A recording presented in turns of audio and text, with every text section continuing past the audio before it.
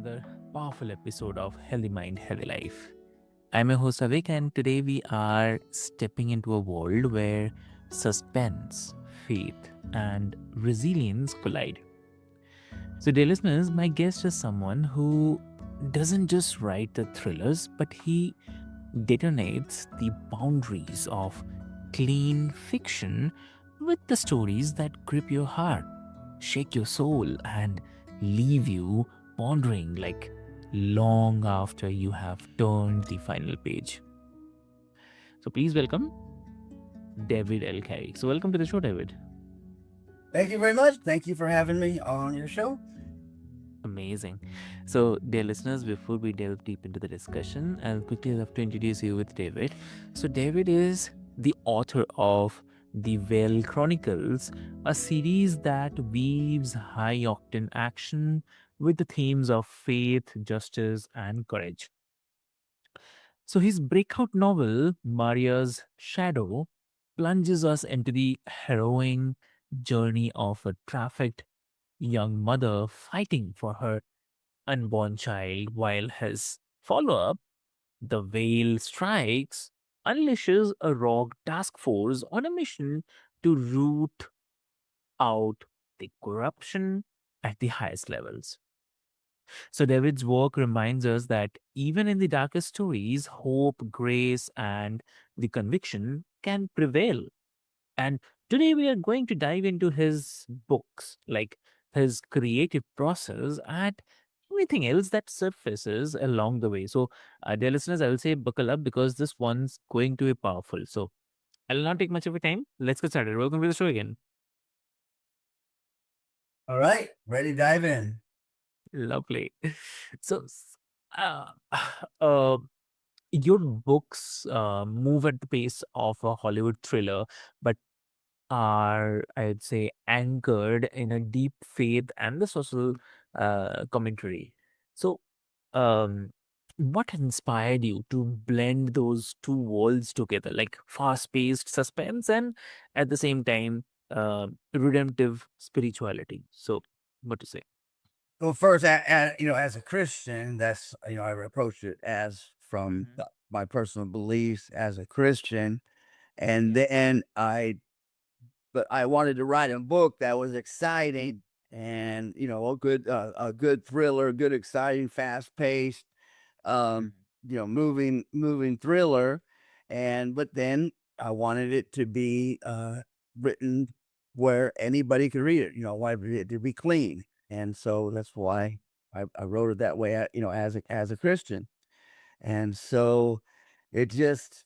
I mean, just because you're a Christian doesn't mean you have to write a boring book. And so it did, and I also, I believe that there's no that the extra, let's say, language, other thing doesn't really add anything to it. You can still write a thriller, and that's kind of one of the reasons why I did it, because I was like, why? There's nothing else like it. Pretty much everything else contains Mhm. stuff that is not, like there's some people don't want to read that stuff or listen to or watch it. And so I was like, why not? And so I set out to do it and to prove kind of like it could be done. They could write a story without the graphic violence, graphic sex, all that kind of stuff. That you could actually do that. Exactly. That's amazing. Yeah. Lovely. And um, curious, like, uh, do you ever find it kind of challenging to uh, strike that balance, like between entertaining readers and challenging them to reflect on uh, bigger moral questions? So, what do you say? No, and some people probably, let's say, Hmm. will not like it. They do. Some people they'll say, well, why don't you have? And some people just won't like it because it doesn't contain those things. But no, not really. I didn't really find it difficult um to do that. It was not difficult. I'm not saying the writing process was easy, but as far as making it clean and without the graphic. But I mean, there's still violence in there. If you read the book, there's violence in there. I mean, people get killed. I mean, there's people getting killed in the book, in the series. I just omitted the graphic violence, and there's and just the story of Maria. It's Mhm. a terrible tragedy. She's being trafficked. I just excluded the graphic details that leave it to the readers. They know what you can see when you read it. You can your mind knows what's going on. That there's something tragic going on here with Maria. She's being Yeah. trafficked. She's being abused. One point of the book, there's some people who are other people where she is being abused, and one person is drugged. And so there's things that are happening, but I just left out that graphic violence, that graphic language, and just let the reader draw their own conclusions. Mm, definitely true. Yeah. Like, I mean, I love like how you are, uh, what to say, like not just telling a story for excitement's sake, but also planting the seeds of reflection as well. So that's a rare combination in the fiction today because it's probably what makes your work so distinctive. So that's amazing. Yep. And Maria's shadow begins with such a heart-wrenching premise, um, like a trafficked young mother who refuses to give up hope. From there, like, how did that character come to life for you? I mean, uh, what did writing her story teach you about resilience? So in Maria and creating her character, Hmm. I it started out as a kind of process this and this idea, let's say, may have been in years developing, but it just came out.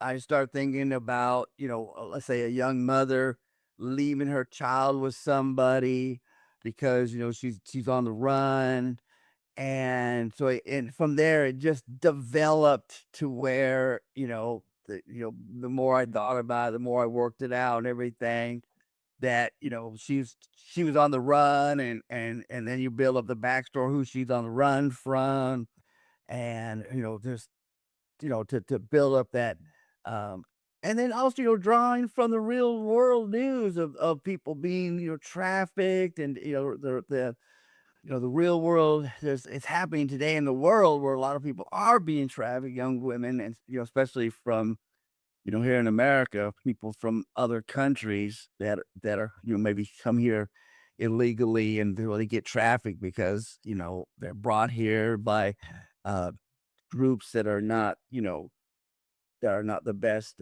characters. Mhm. And so I just wrote that. I started the story about her background, and then just the group, and just everything just kind of.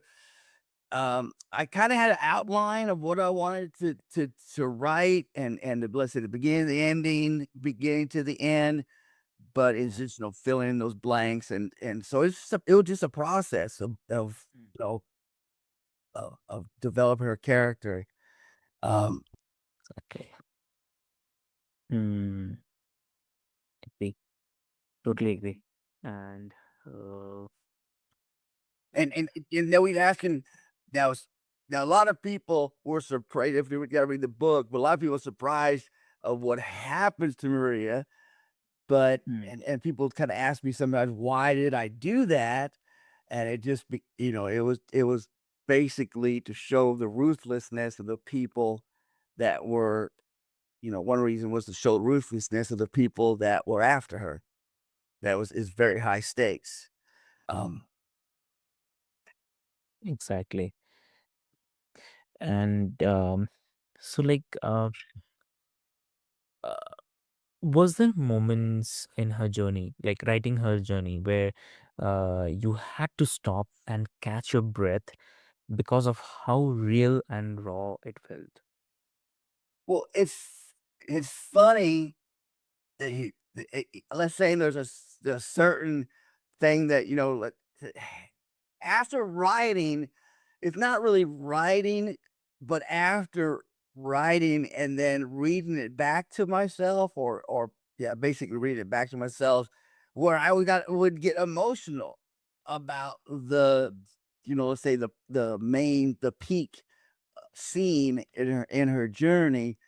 That and there are other scenes too throughout the book where I would like after I would write it, and then I would be amazed that I would actually I would be amazed. I was like, wait a minute, I just wrote this and I'm getting emotional about something that I just wrote.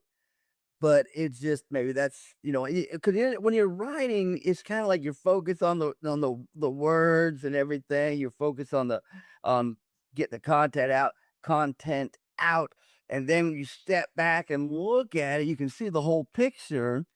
You're seeing and reading the whole picture, and then it's like, wow, okay. Then I would actually get emotional of things like, wait, wow, I was very much amazed that I did get emotional after just writing the story.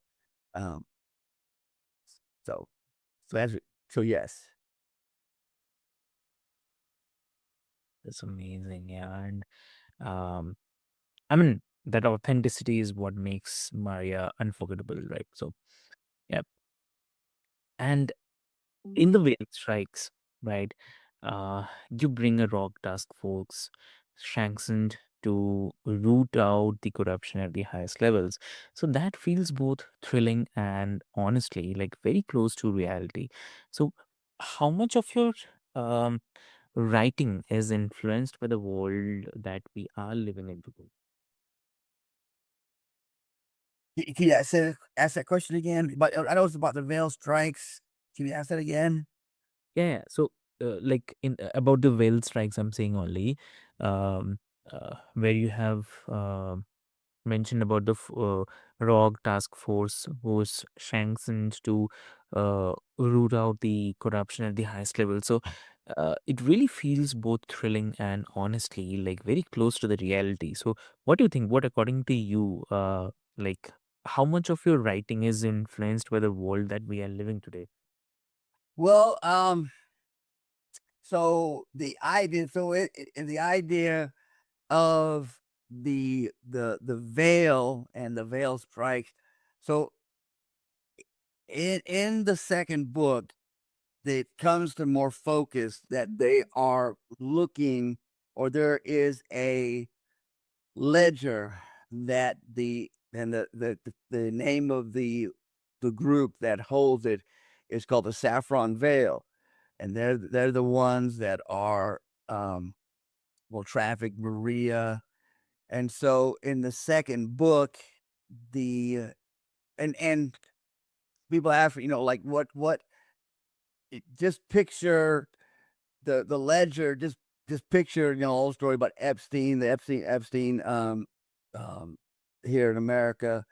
Uh but I had the idea years before about a ledger where this group holds its information, all these different individuals, a lot of individuals, or they use it to blackmail or to get them to do their bidding. That different different information.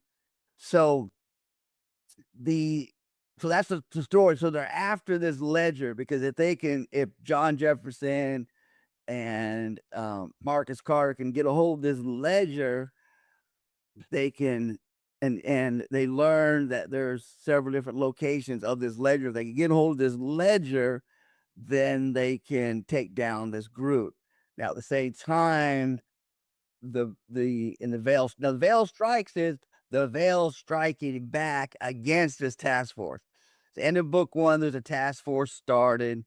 Uh, the president commissions John Jefferson, through the attorney general, John Jefferson, Marcus Carter, to to form a task force to go after to figure out who this shadow group is that's moving chess pieces, is controlling things, that's kind of working in the background and to control events, control people, finances, things like that.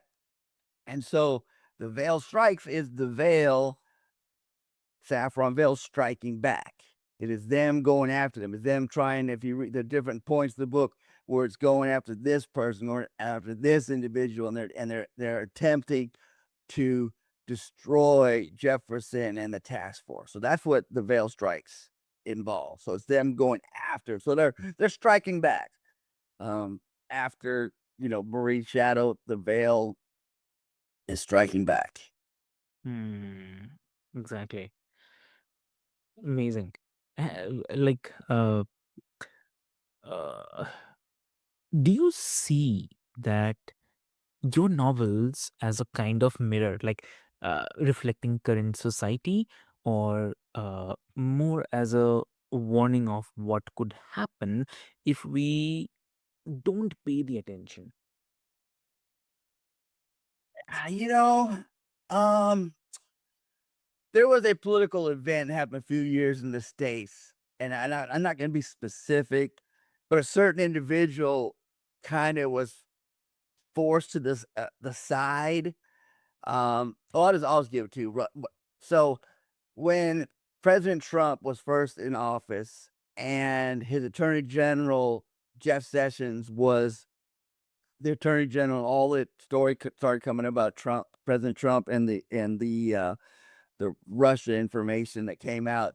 And Jeff Sessions, who was Attorney General, who used to be a senator from Alabama, not a political novice, he recused himself, which means he said, I can't Okay. be in charge of the investigation because of whatever." And that at that time, I was like, now I'm not a big conspiracy person, but at that Mhm. time I was like, do they have something on him? And Yeah. so that's where the idea kind of came from. I said, is it possible that, Mhm. it is kind of curious. Again, I'm not a conspiracy person.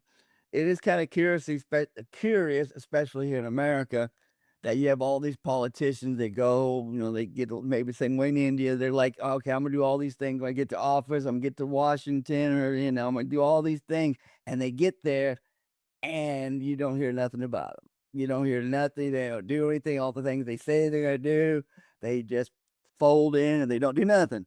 So, you know, Okay. yeah, using my imagination, I said, well, maybe, someone sits them down and said, "Here, this is what we have on you. Shut up and toe the line." Or you know. So, but that's where it came from. That's where the idea came from, and just kind of developed it from there. Yeah. But it's possible. It's possible. It's politics is a dirty business, and there's probably a lot of corruption in every government. I mean, we're in America, we're dealing with somewhat now. I mean, Mhm. there's I don't know if you follow the news in America about President Trump and the different things that have happened. There's different things they're coming out with now that they, even the Mhm. FBI, people who work for the FBI have found to be lying and things. So it's people, it's human nature. You know, it's human nature, and so to say that there's no corruption would be kind of being, a person would be naive. Uh, so, Amazing. Wow. but I hope not. I hope not. I hope it's not reality. I hope not. No, for people who read the story, they're like, looking at me like, are people to come looking for you? Is the FBI or whatever to come looking for you because you're writing this information down? I'm like, I don't think so, but hopefully not. Hopefully not, definitely. So, and and obviously, and I don't want to get into inside in details, but um, uh, uh, like if I have to say about your well strikes, right? I mean, it's really fascinating, like how fiction um can sometimes tells the truth, like we're discussing here, and more clearly than the facts. So, uh, definitely, I mean, you are calling us to awareness, so that's the much important part of it. So, uh, yeah. Yes, sir. I mean, it's possible, and now, so currently I'm working on book 3, and I'm probably 3/4 of it's only be 3 books. I'm 3/4 of the way finished. Yeah, I'm almost done. I'm hoping the next one will be coming out maybe in November or something like that, when everything's said and done. But just to let readers know that most cases, and when you look at, let's say, books similar to this, like you look at the Born series or different series where there's a widespread corruption and everything. There's deep corruption in Washington or whatever, and usually at the end of the book, end of the movie, everything's buried. Everything is just like, okay, there's too it's too much information. It's too many people. If we, let the world know this, it's gonna cause all this problems in the world. So just let people know I'm approaching a lot differently in the third book. So um it's it's I guess you could call it here, here they have a thing here in Washington or in America called draining the swamp, because they think that there's a lot of there's a lot of corruption and things in Washington. They say, well, we need to drain the swamp, get rid of all the corruption, and I'm hoping I bring it to a good conclusion that people will be like, okay, this is, you know, at least in this book, the uh the good guys, the good guys are going to prevail. So Great. Exactly, I'd say, yeah, definitely. So,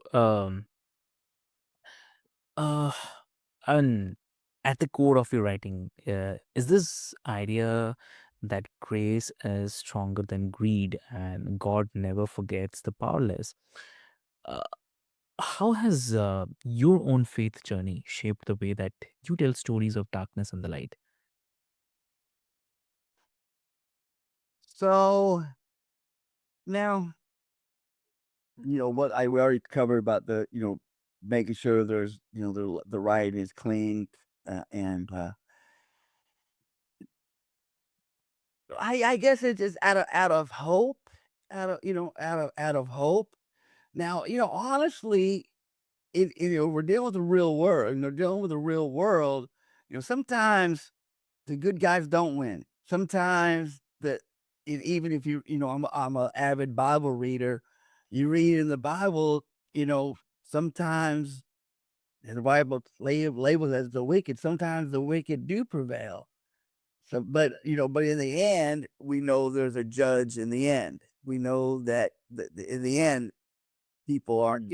For instance, someone might get away with a crime and never get caught, but we know in the end they're going to get caught because there's a judgment day. Yeah. Um, but I wanted to bring out for this book and my writing that faith does prevail. That a trust in God will you know will prevail. So and that's kind of the idea behind it. Got it. But I Perfect. mean, like I said, there's if we read the story, bad things happen. It doesn't mean just like in the Bible in real life in people's life, whether you're Christian or not non-Christian, bad things happen.